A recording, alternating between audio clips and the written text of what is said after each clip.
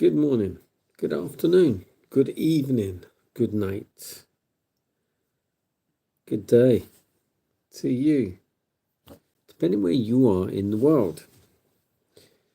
We're reading our nighttime devotion from the devotional Conflict and Courage.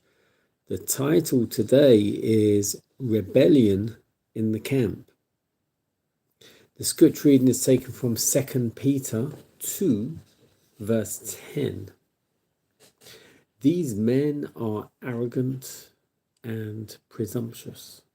They think nothing of scoffing at the glories of the unseen world.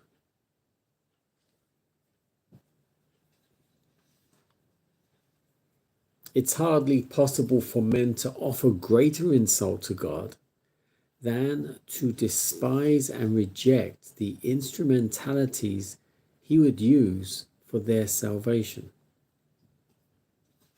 In the rebellion of Korah is seen the working out upon a narrower stage of the same spirit that led to the rebellion of Satan in heaven. It was pride and ambition that prompted Lucifer to complain of the government of God and to seek the overthrow of the order which had been established in heaven. Since his fall, it has been his object to infuse the same spirit of envy and discontent, the same ambition for position and honor, into the minds of men. He thus worked upon the minds of Korah, Dathan, Abiram, to arouse the desire for self-exaltation and excite envy, distrust, and rebellion. Satan caused them to reject God as their leader by rejecting the men of God's appointment. Yet while in their murmuring against Moses and Aaron, they blasphemed God. They were so deluded as to think themselves righteous and to regard those who had faithfully reproved their sins as actuated by Satan. Do not the same evils still exist that lay at the foundation of Korah's ruin? Pride and ambition are widespread, and when these are cherished, they open the door to envy and striving for supremacy. The soul is alienated from God and unconsciously drawn into the ranks of Satan, while endeavoring to destroy the confidence of the people in the men of God's appointment. They really believe that they are engaged in a good work, verily doing God's service. It is by sinful indulgence that men give Satan access to their minds, and they go from one stage of wickedness to another.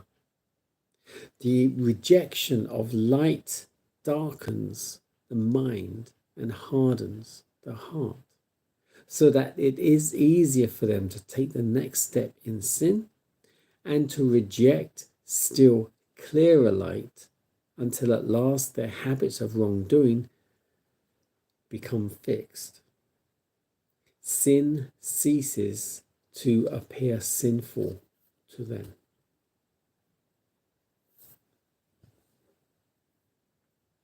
Rebellion in the camp. And once again, it sums it up right at the very end.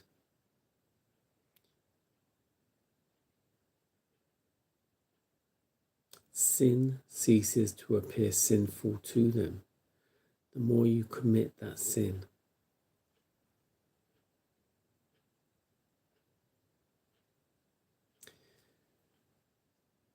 So it focuses on Korah, Dathan, Abiram, who led away a lot of the Israelites I do believe there's about 24,000, and they rebelled. And eventually what happened was ultimately the ground, the sand swallowed them up.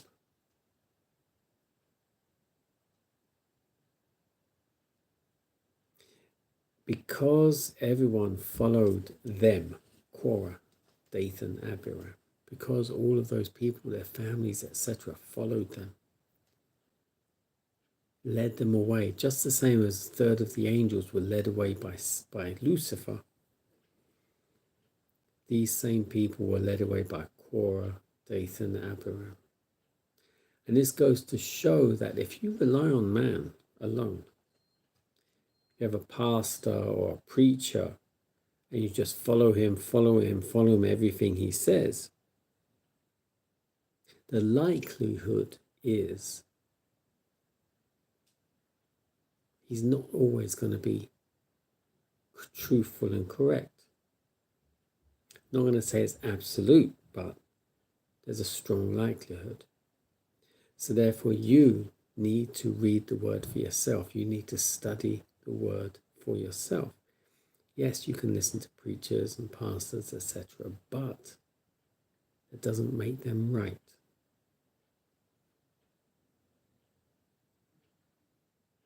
So if you study the word for yourself, you can, when you listen to them, discern whether they are right or not.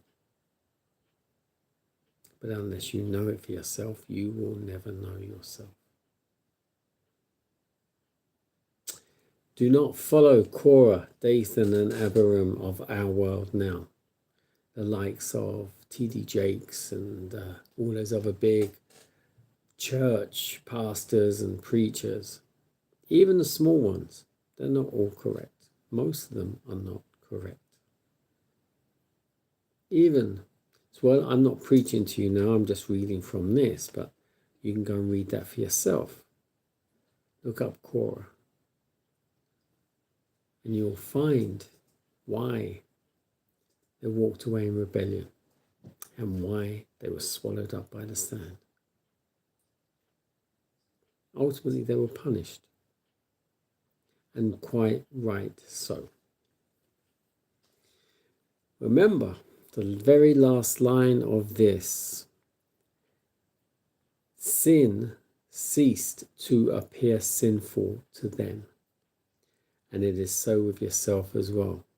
The more you dwell in that sin, the less sinful it seems to you.